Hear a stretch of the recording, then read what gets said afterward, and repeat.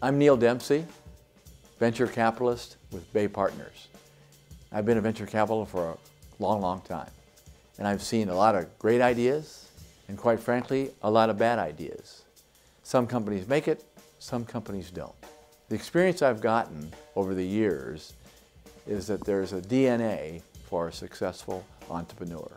There's 3 strands of that DNA: passion, perseverance, and personality.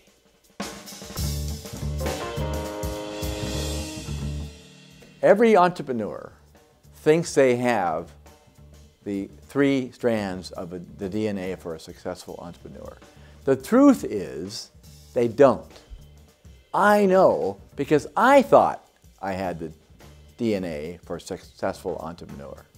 I got the opportunity to be a CEO of a technology company in Silicon Valley. My lifelong dream. I was so qualified, I knew that I had no chance of failure. I was ready for this. I dreamed about this all my life. And you know what? After 1 year, that company failed. And it failed miserably. And it was all on me. I was responsible. It was a terrible feeling. Wasn't sure what was next. Through a combination of circumstances, I got opportunity number 2. Turns out the company lasted 2 more years than the first one, but it also failed. So here I was in my 40s with 2 failed startups. What was next? I wasn't sure. I had no idea. I was feeling depressed, demoralized, dejected. I knew I couldn't get another job as a CEO of a tech company. Well, one of my investors in one of my failed startups called me and said, "Neal, would you be interested in being a venture capitalist?" And I said, "Huh? With your firm? I just lost you several $1,000,000. I didn't tell him that, but I felt that. And I wasn't sure why he asked me to be part of his firm. Now I think I know. I was an expert in failure. I thought, well, here I am, back on top. Not quite, not quite. I was hired as an associate, an entry-level beginning associate, along with about 6 other of my fellow associates, all of which were at least 10, maybe 15 years younger than I was. I thought, well, that's not fair. I was a successful corporate America executive, quote unquote. I was a failure at 2 startups.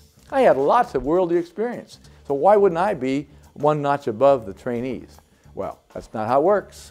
So I went out and found opportunities to invest in. I looked for a lot of deals, went to a lot of conferences. So I found one. I met a very interesting entrepreneur. And what I really recognized in my meetings with him was he was passionate about the idea, passionate about the people that were working for him. And he had this vision of building this big, big, big company. I was struck by his passion because the company was just a coffee shop. So I take this idea back to our partnership. And I told them about this coffee shop chain. And they just laughed at me. They said, "Hey, Dempsey, this is a technology firm. You're a technology guy. You're bringing us a consumer idea and really a bad consumer idea? What are you, crazy? This is nuts. Now get out of here." Talk about a bad idea. Coffee shops? Nobody cares about a coffee shop at all. How could he even get this financed? Turns out that I personally invested in this firm because I believed in the entrepreneur so much, in his passion and his vision.